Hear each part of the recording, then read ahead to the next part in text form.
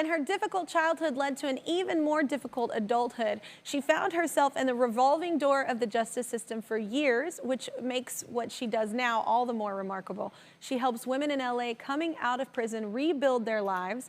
We call that a good neighbor. Good, good, so good. Good neighbor. I love your so good. From A New Way of Life, let's welcome Susan, everybody. So meet Ted, meet Natasha. Hi, Susan. Hello. Much respect for what you do. Thank you so much. Yes. Much respect for what you do too. Can you tell us a little bit more about, before how you created A New Way of Life, like what your life was like beforehand? So I was born into poverty. We lived in a housing project, and there was just a lot going on there. And, I went through a lot of abuse as a child. And I learned to cope with it. But in 1982, April 8th, my 5-year-old son, KK, was killed.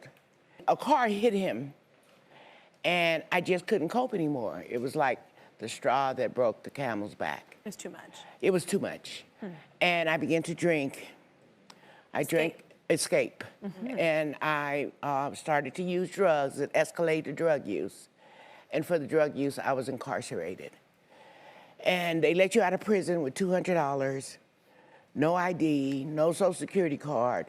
You're delivered to Skid Row downtown, and you're supposed to make a life. Wow. Yeah. And needless to say, I failed miserably over and over again, but Well, I don't think you're set up for success in that scenario. exactly. Yeah. Yeah. So how did A New Way of Life come around? Like, how did it come to be, to come to fruition? So I found a drug treatment facility in Santa Monica, and it just had all the resources I had needed all my life.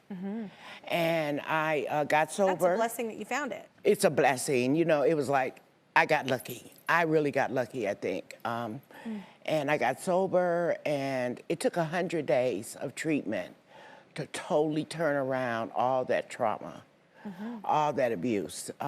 And I broke free from the criminal justice system. So I thought about, what if what I learned in Santa Monica I could bring back to South LA, where we were pretty much barren for those types of services. Yes.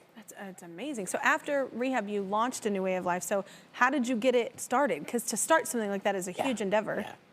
Kelly, I was 46 years old, had begun to heal and get stronger, and there was this fire inside of me to do something. And so I worked. Purpose. I worked, and I saved my money, and I worked for a year and saved as much as I could, and I got a little house. And I would go from that house downtown LA to Skid Row, the bus station, and I would see my friends, and I'd tell them, I have a place to live if you'd like to live there. You gave them a way out. I gave them a new way of life. I had found a new way of life, and I wanted to share it. And there we were. There was like 11, 12 of us living in this house in South LA, this little bungalow, and we were recovering together, we were laughing together, we were crying together, we were struggling together. The best part is together, right? Together. To be alone in that is too heavy, it's too big. Yeah. Fast forward till now, there are 11 homes, over 1,400 women. Amazing. 1,400 women? Yes. Over 1,400 women have came through the homes. Over 350 children have lived in the homes and been reunited with their moms. And, there's just so much hope, so much change. And, it's not like a handout, but it's providing a hand up and an opportunity to change, an opportunity to become something a bit different. I think too, like you saying like how you're just dropped off, like and got out of jail.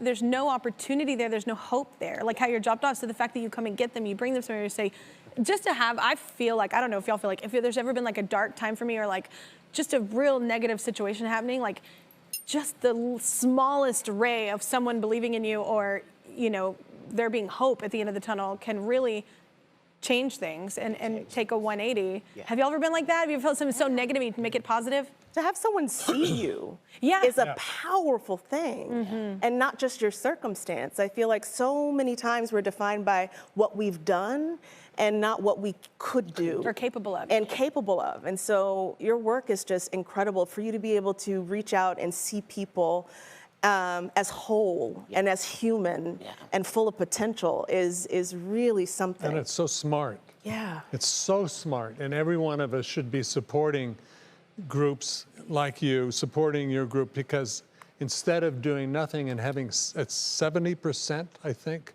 of people who get out of prison within a year are back in prison because it is so stacked against them. Yeah. So if you don't feel like being charitable, be smart. Yeah. Be smart, you know. Joining us now is, first of all, super cute.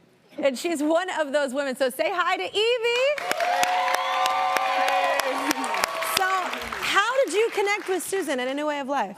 So like a lot of us at A New Way of Life, you know, I had a hard life growing up. You know, abuse, different foster care systems, you know, so I turned to drugs and crime. And I was 27 years old, and I got arrested, and I was pregnant. And when I got arrested, I started to turn my life around. I adopted my son to a loving family. And when I was in prison, I got my GED. I went to drug treatment program. I started writing music and poetry. And it was 2020, and we were locked down because of COVID, so we wasn't allowed to come out of our rooms at all. So I begged the officer. I said, please let me get a book, just one book. He was like, all right, I'm gonna let you get a book, but you better hurry up and come back. I was like, all right. So I ran and got a book, grabbed the book, went to the room, and it was Susan Burton's book. What? Yeah. So That is amazing. Yeah. So I read her book, and I was so amazed by everything that she overcame. I'm like, oh my gosh, like, and then she wants to help women who are formerly incarcerated. I'm like, that's me, you know? So I wrote her a letter, and she accepted me, and I've been there since January of this year. Oh my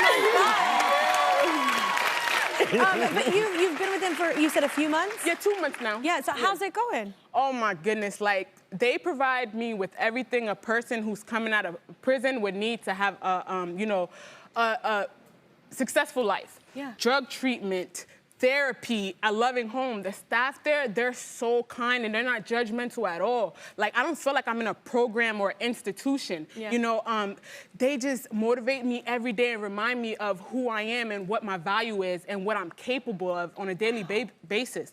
I have purpose now. Like, I have peace. You know, You see have so much fire, too. that's my nickname. Fire? I didn't even know that.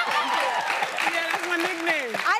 No one told me this. You gonna learn today. No, I'm just saying, I love it though. That fire and that passion in you is so loss of word. It's contagious. It's it's inspiring. Yeah. Thank you. Yeah. Thank you so much. Yeah. So you know. Wait. I interrupted. I played with fire. I should not have played with fire. You know? No. But I love that. How you're saying though, yes, for people trying to overcome and really change their lives, but also like, wouldn't it be a beautiful thing if everyone had that at home? Like that kind of support and that kind of love and that kind of just commitment to like your mental health, your emotional health, your physical health. That's amazing. Yes, the opportunity of that. Yeah. I love that. Yeah. So wait, have either of you found support in your life at any time when like y'all were down and out? That's my girlfriend's. Yeah, Yeah. behind every great woman is a text chain of just, yeah. I mean, truly. And I feel like especially in this industry, like to be a black woman, to have other black women in this industry who's opened doors for me, help me out. And to, you know, like I said, allow me to be seen and encourage me to do the same. So I think it's finding your tribe and encouraging each other, but not leaving it there. It's doing what you've done, which is also make sure that, you know, you're holding the door in the elevator, letting someone in, but you send the elevator down to bring more people up. Yeah. You have to always continue that cycle. So that's incredible. That's beautiful. I love That's that. beautiful. I love that. So I know that you have something you want to say to Susan, right? Yes, definitely. So, Ms. Burton, when I first read your book, I didn't even know you, but reading your words, I felt that you loved me and you wanted the best for me.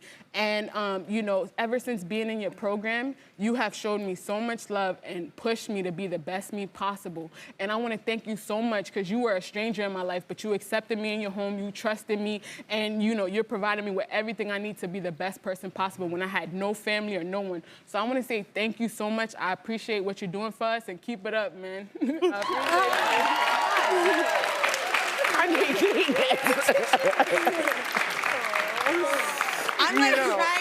I'm trying not to cry so my makeup artist doesn't kill me. But your passion is truly infectious. That's the word I was trying to think of a minute ago. It's so infectious in the most amazing way. I want to tell you, too, that you give my life so much meaning and purpose. To watch you come home and begin to thrive and begin to see yourself and the value in yourself just gives me so much meaning and purpose. And I want to thank you for being willing and wanting to rebuild your life there at A New Way of Life. I'm just like, you know, yeah, it's like, oh my God. Oh my God. We have these here. Well, we love what Susan's doing, and we want to help her assist other women rebuilding their lives. So we are giving A New Way of Life $5,000. Just Thank you. Wow. Thank you, everybody. Thank you for the panel today. You guys, y'all are so amazing. Everybody just brought so many beautiful things to the table, and that's what the world should be like. Everybody should be like one big giant table where everyone's included.